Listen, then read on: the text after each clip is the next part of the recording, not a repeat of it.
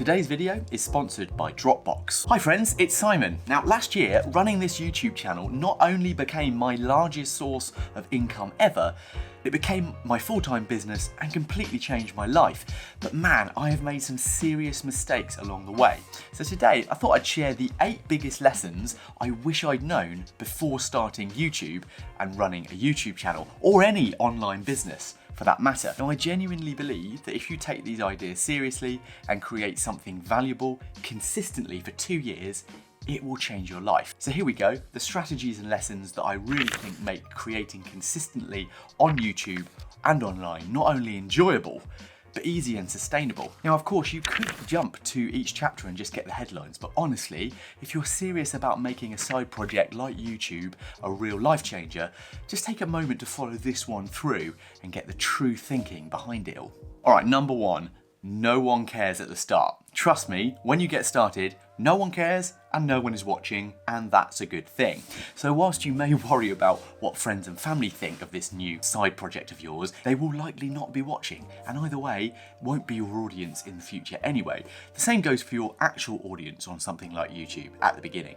As you haven't found them, stop putting it off and procrastinating over those first videos being perfect. What is most important is that you just start, try to offer something valuable, and just get at least 1% better at something every time you post. I think that's journey over destination, and it's what matters at the start. When it comes to audience, we should remember that videos on YouTube as well are actually not free. They're really paid for by someone's time and attention. So if people are not clicking on it or watching, the video is not likely offering the value to that audience. And if people aren't watching, then the algorithm isn't going to recommend it. And that, my friends, can be super liberating when you get started and you're trying to find what works for you. So next, understand what makes a good idea that people will be interested in. So whatever you create, I believe that the clarity of an idea is directly proportionate to how well you realize it. The clearer your objective, the easier it is to make. So finding ways to distill and clarify your ideas and objective into one sentence is essential.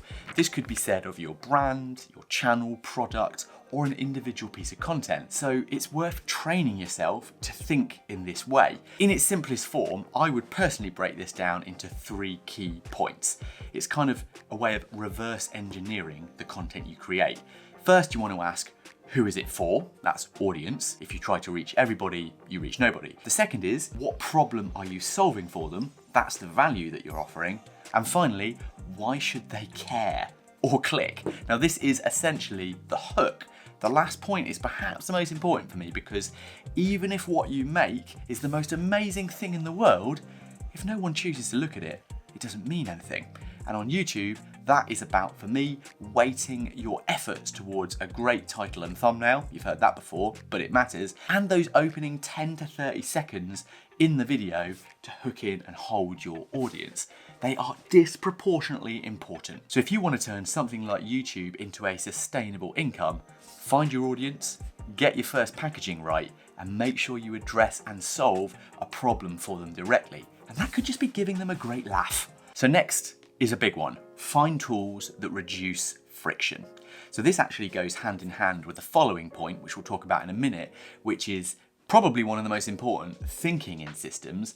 But first, let's think about this. Finding tools that not only make your process easier, but also help to reduce the number of steps that you need to take. It's a game changer. Now, my favorite example of a tool like this is one I've been using for years now to get more done in less time, and that's Dropbox, and recently Dropbox Replay. So I was super happy when they offered to support the channel and sponsor this video.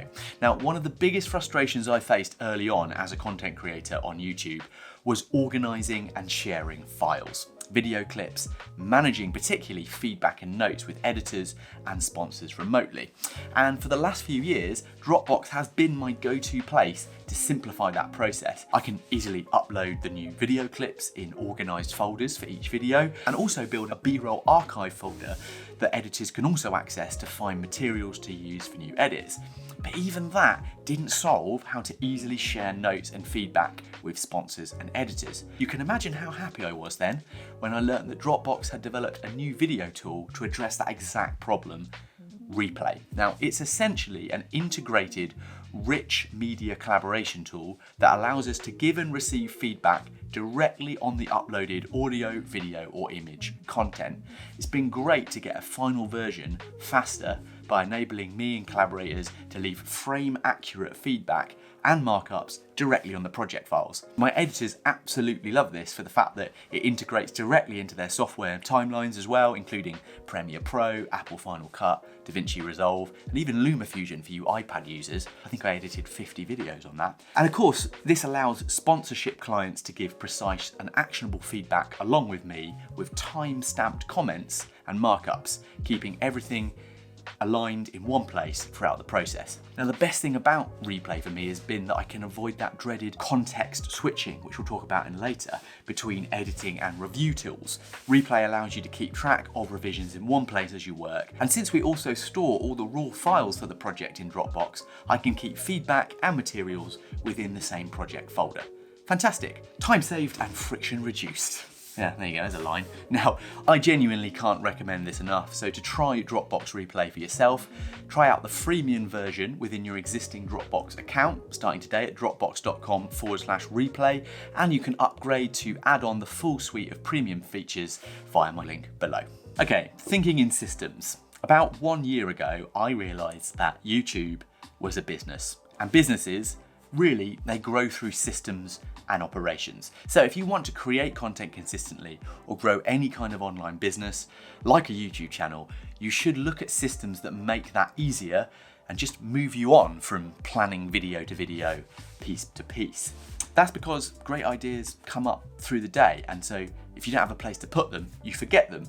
This could be as simple as a notepad or a digital platform where you can capture and organise them in a database. Or it might be to also set those ideas out in a content calendar so you're planning ahead. Or maybe you want to spend some time putting research together for trends and best timings for content, such as a back to school video at the start of the academic year.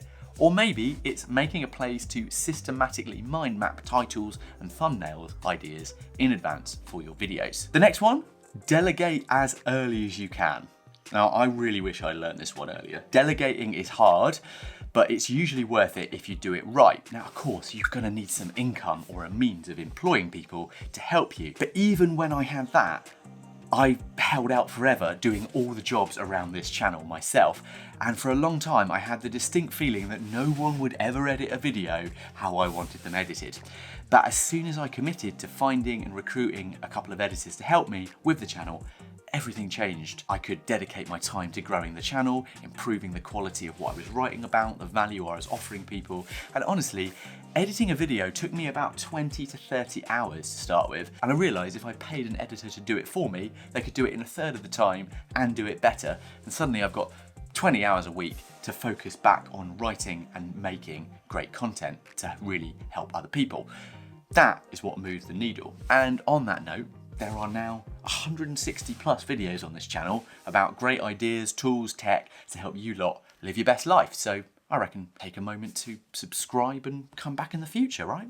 The next one is batch tasking. So batch tasking, which I really enjoy saying, is one of the best strategies that I've discovered for more efficient use of time and to ensure that I'm able to up the quality of the work I'm doing by focusing purely on it. It's also a great way to avoid that dreaded overwhelm of loads of things at once on your mind. So you may have heard of the term context switching and how if you are constantly switching between contexts, part of your energy and brain power is spent trying to catch up and reframe what you're focused on.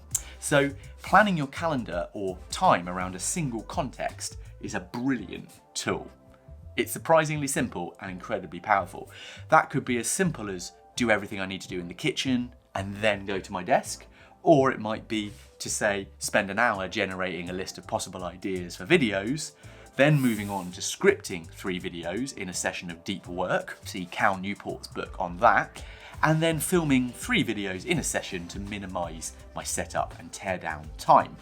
Cool, right? So I started time blocking in a calendar to do this a while back, and it has worked absolutely brilliantly. Now the next one is to actually plan in downtime. Now I know that probably the single biggest catalyst to making an online business like YouTube work is about consistency, holding yourself accountable to put something out consistently, to build a following and a habit in your audience. But that has to be balanced with some time away to remove pressure. So I have definitely and recently learnt this the hard way with some proper burnout periods. And perhaps the best approach to avoiding that burnout has been to literally block out time in my calendar each week. Now that sounds intense. How are you relaxing if you're blocking your time out? But honestly, it works. It puts a line there and it means that you keep space to actually enjoy the things that you're meant to be doing, time on, time off. And also it gives you a routine, something that I find is super useful and actually really hard to have when you work for yourself like I do. Number 8 is use the 80-20 rule and say no more. So your time is your most valuable asset. You've probably heard that before, but it's particularly true if you're running a solo business or side project like a YouTube channel. So learning to say no is a big needle mover. I love Derek Sivers' book, Hell Yeah or No, on this, where he simply outlines that it has to be either a hell yeah or it's a no. Taking this approach means you not only say yes to the truly essential and exciting opportunities as they come, but you keep with you some space and time to do them and enjoy them when they are there. Let me know in the comments what you think I've missed on my list, and if you want to learn more about how to build a successful side hustle, you can watch this video next, or check this one out for more on the productivity tools that have had the biggest impact on my life this year. It would be awesome if you subscribed, super cool if you left a like, and I'll see you there.